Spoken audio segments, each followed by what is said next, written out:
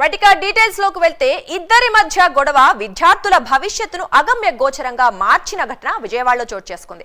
విజయవాడలో శాతవాహన కాలేజీ కూల్చివేశారు. Satavahana college principal kidnap తో వివాదం ముదిరింది. ఈ కూల్చివేతలతో తాజాగా తెరపైకి బోయపాటి శ్రీనివాస అప్పారావు పేరు వచ్చింది.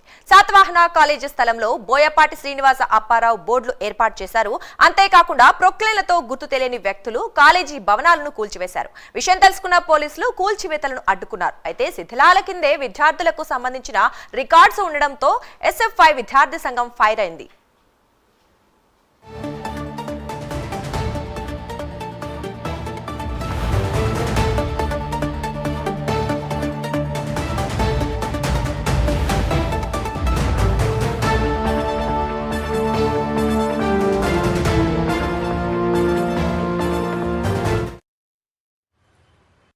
Sambireddy retired principal Satavahana college 2008లో రిటైర్ అయ్యాం.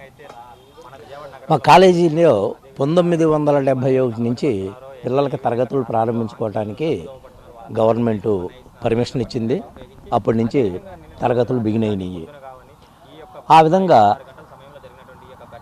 కాలేజీ విజయవాడ పట్టణంలో లైలా కాలేజీ తర్వాత సెకండ్ బెస్ట్ అని శాతవాహన కాలేజీకి ఆ రోజుల్లో పేరుండేది. దీంట్లో ఉన్న లెక్చరర్స్ మొత్తాన్ని కూడా మెరిట్ ప్రకారమే తీసుకున్నారు. విద్యార్థులను కూడా మార్కు లిస్టుల్లో మెరిట్ లిస్టులు తయారు చేసి మెరిట్ లిస్టుల ప్రకారం ఇంటర్వ్యూలు పెట్టి తీసుకునేవాళ్ళు. ఆ విధంగా విద్యార్థులకి యూనివర్సిటీలో అనేకమైన ఫస్ట్ ర్యాంకులు కూడా వచ్చినాయి. కాలేజీకి అంత పేరు ఉండేది. అయితే ఆ 70sలో బోయపాటి అప్పారావు గారి దగ్గర నుంచి ఈ 5.5 ఎకరాలని కాలేజీ మేనేజ్మెంట్ వాళ్ళు కొనుగోలు చేశారు. బోయపాటి అప్పారావు గారికి ఏంటంటే ఇది సీలింగ్లో ఎక్సెస్ ల్యాండ్ కింద వచ్చింది. అందుకని సీలింగ్ వాళ్ళు గవర్నమెంట్ వాళ్ళు హ్యాండ్ ఓవర్ చేసుకున్నారు. అయితే అప్పట్లో ఉన్న రూల్ ఏమిటంటే సీలింగ్ ల్యాండ్ని ఎవరైనా రిజిస్టర్డ్ సొసైటీ వాళ్ళు ప్రజోపయోగ ప్రయోజనాల కోసం కొనుక్కోవచ్చు అనేది ఉంది. దాంతో ఈ స్థలాన్ని ఎకరం ₹1,00,000 చొప్పున 5.5 ఎకరాలు 5.5 లక్షలు కొనుగోలు చేశామని మాకు అప్పట్లో మేనేజ్మెంట్ వాళ్ళు చెప్పారనమాట. దాంట్లో 4.5 లక్షలు క్యాష్ ఇచ్చారు. ఇంకా ₹1,00,000 పెండింగ్ ఉండిపోయింది ఇవ్వకుండా. కాబట్టి ఈ స్థలం కాలేజీ పేరు రిజిస్టర్ అవ్వలేదు.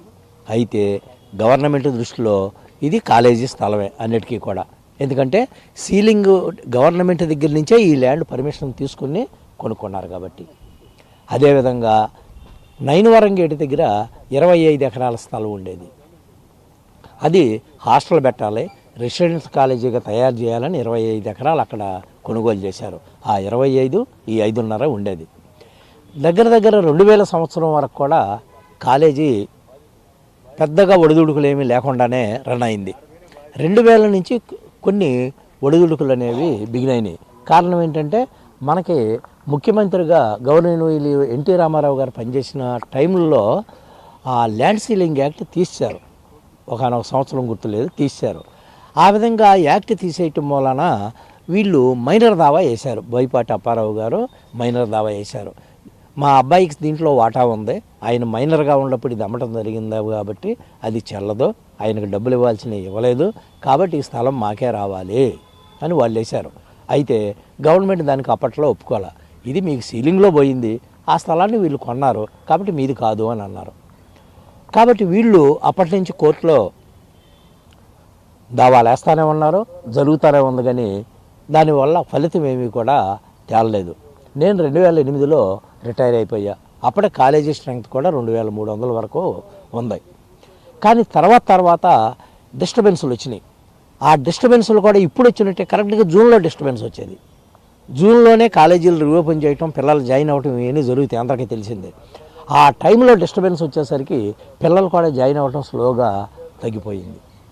మరి ఇప్పుడు మాకు సుప్రీంకోర్టు నుంచి ఆర్డర్ వచ్చింది కాబట్టి ఇది మాదే అని బోయపాటి అప్పారావు గారు నిన్న వచ్చారని చెప్పారు.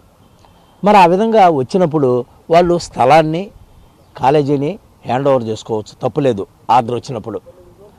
మరి ఆ విధంగా కాకుండా స్థలం మొత్తాన్ని కూడా ఉన్న రూములతో సహా బెంచీలతో సహా మొత్తం అన్నీ ఎరగొట్టేసేసి మొత్తం పడేసేయటం అనేది చాలా దుర్మార్గమైన విషయం. ఇప్పుడు ఈ పడేసిన శిథిలాల్లో పిల్లలకి 1971 నుంచి ఇప్పటి వరకు ఈ 55 సంవత్సరాల పాటు చదివిన విద్యార్థుల యొక్క సర్టిఫికెట్లు కానీ, టీసీలు కానీ, మార్కుల లిస్టులు కానీ, ఇలా ఎన్నో రికార్డులు ఇక్కడ ఉన్నాయి. అట్లాగే 71 నుంచి ఇప్పటి వరకు పనిచేసి 55 సంవత్సరాల్లో కాలేజీలో పనిచేసిన లెక్చరర్ల యొక్క సర్వీస్ రిజిస్టర్, లెక్చరర్కి సర్వీస్ రిజిస్టర్ అనేది ప్రాణంతో సమానం. ఎక్కడికన్నా ట్రాన్స్ఫర్ అవ్వాలన్నా, ఏదన్నా ఆయనకి పెన్షన్ రావాలన్నా ఆ సర్వీస్ రిజిస్టర్ ఇంపార్టెంట్. విద్యార్థులు